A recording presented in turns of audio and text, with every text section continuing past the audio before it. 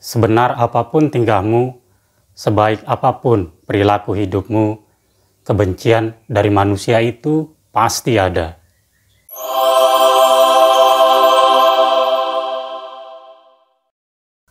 Mengikuti perjalanan hidup seorang legenda adalah suatu yang tak hanya penting, tapi juga mencerahkan.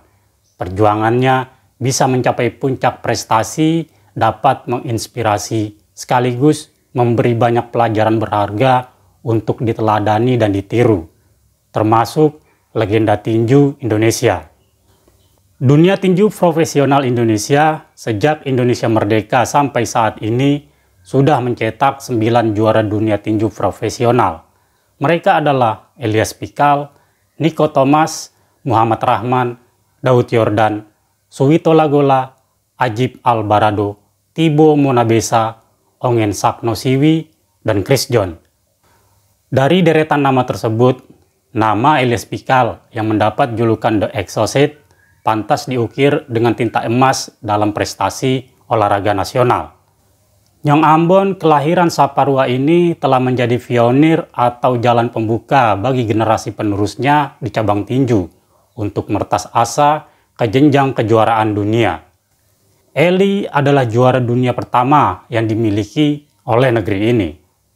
Tahun 80-an adalah masa kejayaannya. Elias Pikal merupakan anak dari negeri Ulat, Maluku. Ia merupakan keturunan dari keluarga besar marga Pikal. Pikal adalah petinju Indonesia pertama yang memegang sabuk juara dunia IBF. Sebelum menggantungkan mimpi sebagai petinju, Eli kecil hanyalah bocah pencari mutiara di kampung halamannya. Ia bahkan mampu menyelam hingga ke dasar laut untuk mencari mutiara alami. Karena seringnya menyelam saat kecil itu, pendengaran Eli menjadi sedikit terganggu. Eli mulai menggeluti olahraga tinju sejak ia berusia 13 tahun. Ia jatuh cinta dengan olahraga tinju sejak menonton pertandingan tinju Muhammad Ali di TVRI. Sejak itu, Eli mulai berlatih tinju secara sembunyi-sembunyi karena dia dilarang oleh kedua orang tuanya. Karena di masa itu, di mana tinju masih dianggap olahraga negatif tanpa prestasi. Sebagai petinju amatir yang bermain di kelas terbang, ia kerap menjadi juara, mulai dari tingkat kabupaten hingga kejuaraan Piala Presiden. Karir profesionalnya pun dimulai pada tahun 1983 dalam kelas bantam junior. Sejak itu berturut-turut sederet prestasi tingkat nasional dan tingkat dunia diraihnya, seperti juara OPBF setelah mengalahkan Hee Young Chung asal Korea Selatan dengan kemenangan angka 12 ronde pada Mei 1984 di Seoul, Korea Selatan. OPBF sendiri adalah petinju yang memegang gelar juara di Oriental and Pacific Boxing Federation, yang merupakan organisasi tinju profesional regional di kawasan Asia dan Pasifik. Gelar ini dianggap bergengsi dan seringkali menjadi batu loncatan bagi petinju untuk menuju peringkat tinju dunia. OPBF didirikan pada 1957. Dan menjadi salah satu federasi tinju paling bergengsi di wilayah Asia dan Pasifik. Atas kemenangan ini, Elias Pikal menjadi petinju profesional pertama Indonesia yang berhasil meraih gelar internasional di luar negeri. Pukulan hook dan uppercut kirinya yang terkenal cepat dan keras itu membawa Pikal ke puncak popularitas. Oleh pers, pukulan tersebut dijuluki sebagai The Exocet, merujuk pada nama sebuah rudal milik Prancis yang digunakan oleh Argentina dalam Perang Malvinas yang berkecamuk pada masa Elias Pikal saat itu. Singkat cerita, setelah melakoni laga penting melawan Ko Judo Chun, Eli berlibur keliling Jepang dan Amerika Serikat pada pertengahan 1985. Setelah berkeliling Amerika, Elias Pikal bersama pelatihnya Hairus Sahel dan manajernya Dali Sofari memutuskan pergi ke Bangkok untuk menyaksikan pertandingan tinju Hosai Galaxy. Galaxy yang saat itu tengah naik ring mempertahankan gelar juara dunia kelas super terbang versi WBA melawan petinju Venezuela yaitu Rafael Orono. Sebagai pemegang sabuk juara dunia kelas terbang versi WBA, Galaxy jelas diunggulkan dari penantangnya. Dan sesuai prediksi, Orono dibuat tak berkutik. Setelah jual beli pukulan pada ronde ke-6, Orono akhirnya takluk. Pukulan kiri Galaxy yang keras membuat Orono 3 kali mencium kanvas. Menyaksikan kehebatan Galaxy di atas ring membuat Eli merasa tertantang. Karena 2 bulan sebelumnya, Eli baru saja merebut sabuk juara tinju kelas super terbang versi IBF dengan memukul KO Ko Judong-chun dari Korea Selatan. Malam setelah menyaksikan pertandingan Galaxy, Eli membangunkan pelatihnya. "Khairus, kita harus main lawan Galaxy. Dia juara dunia, beta juga juara dunia." Inilah pengakuan versi Khairus Sahel, pelatih Elias Pikal. Namun saat itu Haris menolak permintaan Eli. Menurut Khairus, Galaxy itu juara tinju versi WBA. Sedangkan Eli sendiri juara tinju versi IBF. Menurut Khairus, Eli lebih baik berfokus pada badan tinju IBF saja. Karena tak mau menyia-nyiakan kesempatan untuk melawan Galaxy yang sedang naik daun, petinju asal Saparua Maluka ini berbicara kepada Dali Sofari sang manajer saat mereka sarapan di Hotel Hilton Singapura. Eli bilang, "Bos, kita main lawan Galaxy. Dia makan nasi, beta makan nasi. Kalau dia makan besi, beta baru takut." Sekali lagi, ini adalah pernyataan versi Khairus. Dali Sofari sang manajer tidak langsung mengiyakan. Namun Eli tetap gigih meminta pertarungannya dengan Galaxy segera dijadwalkan. Baru 2 tahun kemudian, setelah Eli melewati 3 penantangnya, yaitu Wayne Mulholland dari Australia, Cesar Polanco Republik Dominika, Lee Dong-chun dari Korea Selatan, pertarungan dengan Galaxy baru bisa terlaksana. Namun banyak kontroversi di kubu promotor Elias Pikal sendiri sebelum laga penting ini dimulai. Promotor Kurnia Kartamuhauri mengaku dialah orang pertama yang mengajukan proposal pertandingan Galaxy dengan Elias Pikal. Tawaran itu disampaikan Kurnia saat bertemu Galaxy dan manajernya Niwat Losawanwat di Sasana Tinju Stanky di Los Angeles pada Oktober 1986. Setahun setelah Elias Pikal menyaksikan pertandingan tinju Hosai Galaxy di Thailand. Tawaran itu pun disambut kubu Galaxy. Namun 2 bulan lamanya kubu Galaxy menunggu. Dari pihak promotor Kurnia Kartamuhauri sendiri belum ada kepastian. Pertengahan Desember 1986, telegram dari manajer bisnis Galaxy datang menanyakan kelanjutan tawaran pertandingan. Kurnia kemudian membawa telegram tersebut kepada Dali Sofari sang manajer. Setelah melalui negosiasi yang panjang, kubu Eli pun menerima rencana pertarungan tersebut. Kesepakatan akhirnya tercapai bahwa pertarungan akan digelar pada 5 Januari 1987 di Bangkok dengan tawaran sebesar 150.000 US dollar kepada kubu Galaxy. Namun apesnya, entah kenapa cek yang diserahkan Kurnia pada kubu Galaxy sebagai uang muka tidak dapat dicairkan. Kontrak pertandingan pun dibatalkan. Tanpa sepengetahuan Kurnia Kartamuhauri, Dali Sofari kemudian mengambil alih dengan membuat kontrak baru pada 8 Januari 1987 di Singapura. Uang kontan sebesar 50.000 US dollar disodorkan kepada manajer Galaxy. Mengetahui Dali Sofari mengambil alih kontrak, pihak Kurnia kembali mendatangi kubu Galaxy 3 hari kemudian dengan membawa uang kontan sebesar 32.000 US dollar. Hal inilah yang kemudian mengakibatkan kericuhan antara Dali Sofari sebagai pengambil alih kontrak dengan Kurnia Kartamuhauri sebagai promotor awal. Namun kericuhan ini bisa berakhir setelah Komisi Tinju Indonesia memutuskan bahwa Kurnia Kartamuhauri sebagai promotor pertandingan. Masalah kontrak selesai. Namun ada masalah lain datang dari Ketua Umum KTI Solihin GP. Solihin GP mengajukan syarat kepada manajer dan pelatih Elias Pikal sebelum laga dimulai. Syaratnya yaitu sabuk juara IBF milik Eli tak boleh dicopot sekalipun Eli kalah dalam pertarungan melawan Galaxy yang akan digelar oleh Federasi Tinju WBA. Solihin GP saat itu bahkan sampai mengutus promotor Anton Sihotang dan Dali Sofari ke Amerika Serikat untuk membujuk Presiden IBF Ruben Lee. Tentu saja permintaan KTI ini ditolak oleh IBF. Kubu Eli harus tetap mematuhi peraturan yang telah ditetapkan IBF jika ingin bertanding melawan Galaxy. Jika Elias Pikal kalah, harus melepaskan sabuk juaranya di IBF. Mau tak mau, KTI harus tunduk pada Badan Tinju Internasional. Akhirnya, kesepakatan pun diteken. Begitu kesepakatan diteken, Hairus langsung mempromosikan pertandingan tinju antara Elias Pikal melawan Galaxy. Jadwal latihan pun disusun dengan ketat. Namun entah kenapa semangat Eli saat itu bukan semangat Eli yang berapi-api ketika mengalahkan Judo Chun. Hairus mengatakan Eli saat itu tak fokus dan kurang disiplin melahap porsi latihan.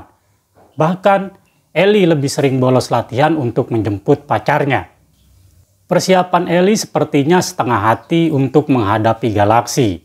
Padahal lawan yang akan ia hadapi ini mempunyai reputasi bagus. Di kampung halamannya di Thailand, media-media Thailand memberi Galaxy julukan Thai Tyson. Sebelum bertarung dengan Eli, hanya 5 petinju yang selamat hingga ronde terakhir. Sisanya tersungkur di kanvas atau tak sanggup lagi melanjutkan adu pukul dengan Galaxy.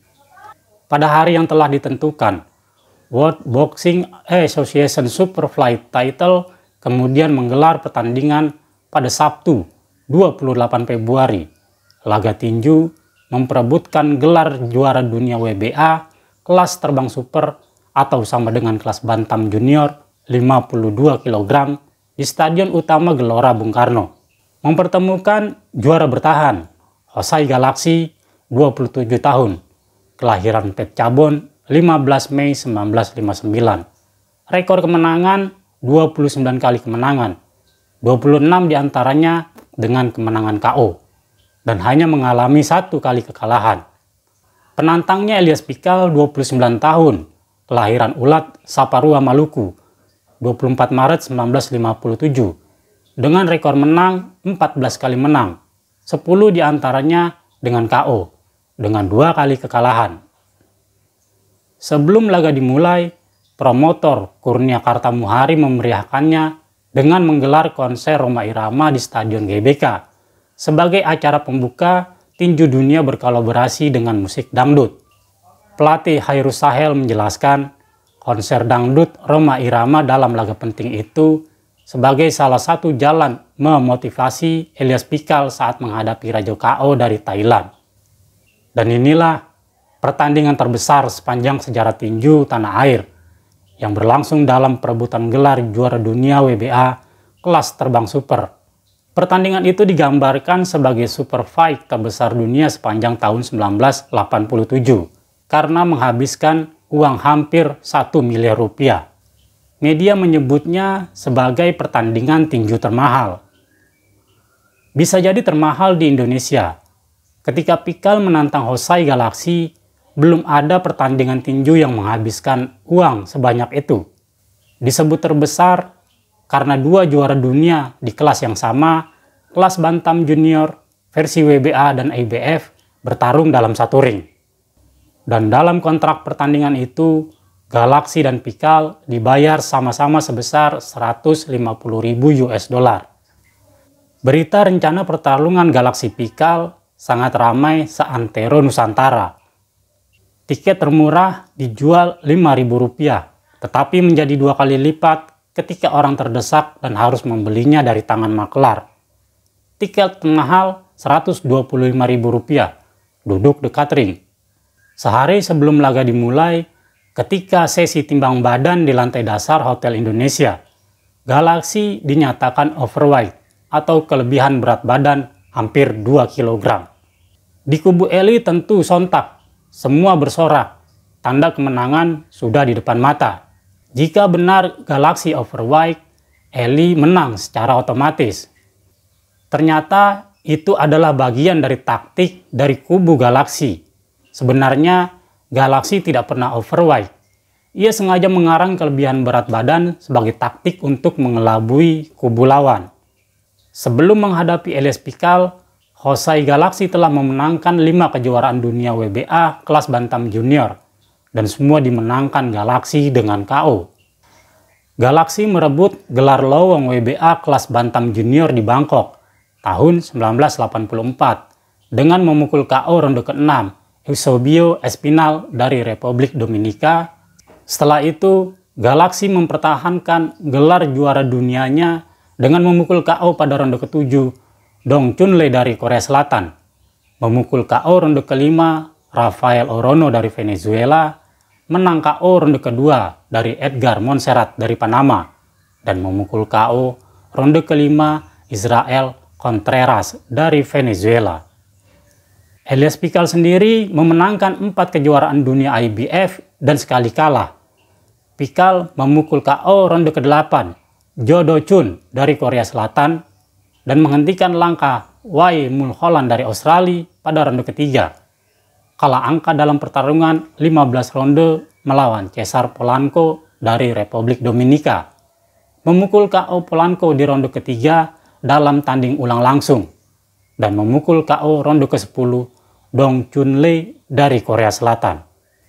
Dari data tersebut membuat pasar taruhan di luar negeri menempatkan Galaxy menjadi favorit mengalahkan Elias Pikal. Tetapi tidak di dalam negeri. Sejumlah pengamat tinju Indonesia tetap menjagokan Elias Pikal. Pertandingan pun dimulai pada pukul 14.00 di atas lapangan rumput Stadion GBK. Komisi Tinju Indonesia sebagai official ring. Supervisornya Elias Cordova dari Panama dan wasit dipimpin oleh Ken Morita dari Jepang. Galaxy memulai ronde dengan menjaga jarak, setengah menyerang, setengah bertahan. Galaxy membiarkan Elias Pikal masuk dengan long hook kirinya yang dahsyat. Eli sengaja menerapkan strategi bertahan. Di ronde ketiga, keempat, dan kelima, Elias Pikal masih di atas angin dan sudah unggul angka. Penonton di stadion pun bergemuruh. Memasuki ronde ke-6, Galaxy tidak lagi bermain defensif, tidak lagi membiarkan lawan masuk. Galaxy mulai menyerang. Pukulan telak dan beruntun membuat Pikal sangat kewalahan. Situasi di atas ring sudah berubah. Sang juara WBA, Hosai Galaxy, sudah dapat mengukur kekuatan lawan. Pada ronde ke-13, tiba-tiba wasit Ken Morita menghentikan pertandingan. Ada darah yang menetes dari pelipis Elias Pikal. Morita menghapus darah yang membasahi muka Elias Pikal dan kembali melanjutkan pertandingan. Galaxy kemudian maju dan terus memukul secara frontal. Situasi sudah tidak berimbang. Galaxy bertarung seperti petinju yang baru saja memulai ronde tanpa ngos-ngosan. Kondisinya masih sangat prima. Sementara Elias Pikal sudah habis-habisan. Ia bertarung dengan sisa tenaga yang sangat terbatas. Pada ronde ke-14, wasit kembali menghentikan pertandingan dan membawa Elias Pikal ke sudut netral untuk diperiksa karena pelipisnya terus mengeluarkan darah. Dr. Hari Purnomo membersihkan muka Elias Pikal, kemudian memberikan jempol kanannya kepada wasit sebagai tanda pertandingan bisa dilanjutkan. Galaxy kemudian langsung mengejar Pikal dan melepaskan setidaknya 17 pukulan beruntun tanpa balas. Elias Pikal bertahan habis-habisan agar tidak jatuh mencium kanvas dan tetap berdiri di sudut netral. Karena terus diserang dan Eli tak mampu lagi melawan, wasit Ken Morita datang dan menghentikan serangan beruntun Hosai Galaxy. Wasit mulai menghitung Elias Pikal meski tidak terjatuh. Wasit terpaksa melakukan hitungan berdiri demi menyelamatkan Elias Pikal. Padahal tinju profesional melarang memberlakukan standing account. Malam itu merupakan pemandangan yang sangat dramatis. Wasit masih tetap meneruskan pertandingan. Galaxy kembali melepaskan 11 pukulan dan lagi-lagi tanpa balas. Wasit akhirnya melerai dan melambai sebagai tanda pertandingan telah selesai. Dan saat itulah Pikal jatuh lemas di sudut biru, sudutnya sendiri. Wajahnya bersimbah darah akibat alisnya yang robek. Hakim Yong So-chung dari Korea Selatan memberikan nilai 129-125 untuk Galaxy. Hakim Larry Rosatilla dari Amerika Serikat memberikan angka 128-123 untuk Galaxy. Hakim Takeshi Shimakawa dari Jepang memberikan angka 129-123 untuk Galaxy. Hasilnya Galaxy menang TKO pada ronde ke-14, sekaligus sukses 5 kali mempertahankan gelar juara dunia tinju versi WBA kelas bantam junior. Setelah beberapa minggu pertandingan, pengamat tinju Jeffrey Pamungkas mengatakan, Ellie pernah bercerita kepada Bob Newman, ahli sejarah tinju dan juga wartawan Fake News.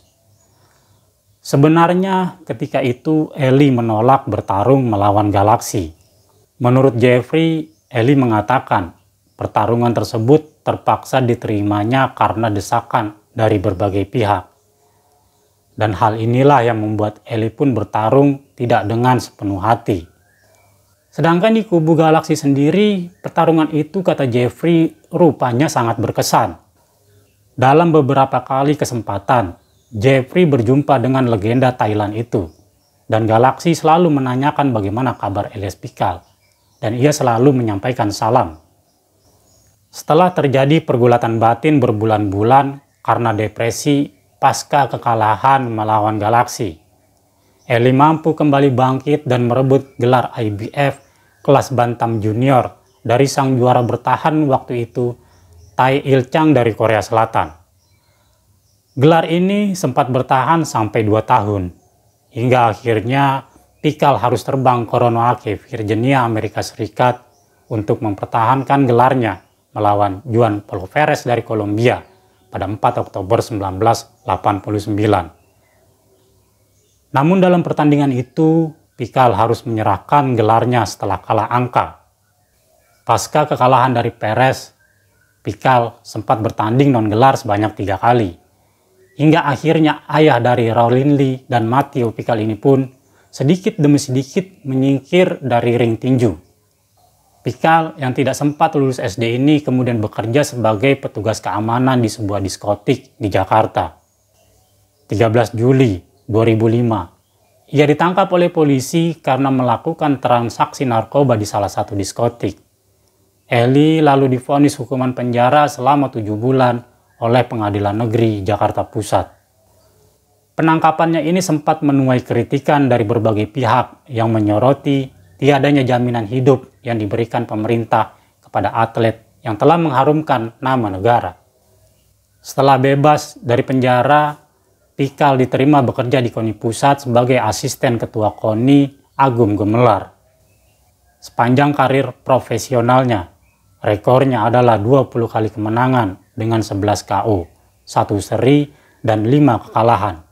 Dari pernikahannya dengan Rina Sihaya, Pikal memperoleh 2 seorang putra, yaitu Lauryn Lee dan Matthew Pikal. Sebenarnya Elias Pikal menyimpan kegelisahan mendalam terhadap masa depan tinju nasional. Ia mengaku miris melihat masa depan olahraga tinju tanah air yang semakin jauh dari prestasi mendunia. Para petinju muda saat ini dianggap tidak memiliki ambisi juara, di mana ambisi sebagai juara dunia bukan lagi tujuan utama. Uang, dan uang, itulah yang menjadi alasan utama mereka mau terjun ke dunia tinju profesional.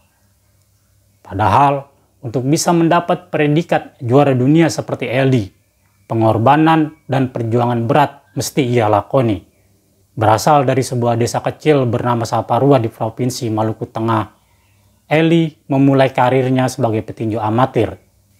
Tapi kini, ia tak melihat kegigihan, kerja keras, perjuangan dan pengorbanan itu dalam diri petinju muda Indonesia. Ellie menyebut, mayoritas petinju muda saat ini kebanyakan manja dan tak punya motivasi menjadi juara dunia. Buat Ellie, suksesnya seorang petinju bukan berasal dari siapa pelatihnya, tapi bagaimana ia bisa menjaga diri untuk bisa meraih sukses. Eli pun kecewa melihat petinju yang sekarang yang terkesan manja dan hanya mementingkan pendapatan dari hasil pertandingan. Para petinju muda dinilai tak lagi menggantungkan ambisinya untuk menembus juara dunia. Terlepas dari permasalahan para petinju muda, asam manis kehidupan di dunia tinju profesional sudah pernah dicicipi petinju yang punya julukan The Exhausted itu. Mulai dari gemerlap prestasi sampai penipuan yang didalangi oleh manajer dan pelatihnya sendiri. Masa-masa kelam juga sempat mewarnai hidup legenda tinju Indonesia itu. Tidak adanya uang simpanan untuk menghidupi keluarganya, serta minimnya perhatian pemerintah atas prestasinya. Itulah yang menjadi alasan Eli masuk dalam belenggu dunia hitam. Eli juga mengaku pernah dicurangi oleh manajer dan pelatihnya dulu. Bahkan ia menyebut, ketika ia sedang bertanding, ia pernah tak diberikan minum oleh sang pelatih di pojok ring agar ia tak bisa menang. Belakangan, pria yang kini bekerja di bagian tata usaha KONI Pusat itu mengungkapkan pelatih dan manajernya pernah bersekongkol supaya mendapatkan bayaran lebih besar jika Elias Pikal kalah. Namun walau bagaimanapun, sosok Parubaya itu punya harapan terpendam di masa senjanya, melatih petinju amatir untuk bisa berprestasi seperti dirinya. Namun, kondisi kesehatannya tak lagi mendukung. Ia memilih untuk beristirahat dari dunia olahraga yang telah membesarkan namanya. Tapi jika masih ada kesempatan, Eli masih mau melatih dan menjadikan tinju sebagai olahraga yang membawa kebanggaan buat Indonesia. Dulu Eli sempat memiliki sasana tinju Elias Pikal Boxing Camp yang terletak di Bilangan Lebak Bulus, Jakarta Selatan. Sasana tersebut dibangun dari hasil jerih payahnya. Eli pun mempercayakan sang istri untuk mengurus sasana tersebut sebelum akhirnya ia menyerahkan sasana tinju itu kepada temannya. Namun cita-cita Eli kembali kandas karena tidak diurus secara serius oleh manajer yang merupakan sahabatnya sendiri. Hikmahnya adalah jangan pernah melibatkan saudara ataupun sahabat sendiri dalam urusan bisnis. Beberapa bulan lalu Eli terkapar di rumah sakit setelah ditinju serangan jantung. Doa yang terbaik untuk Elias Pikal yang telah mengharumkan nama Indonesia di kancah internasional, walaupun masa-masa tuanya harus dilalui dengan kenyataan yang pahit.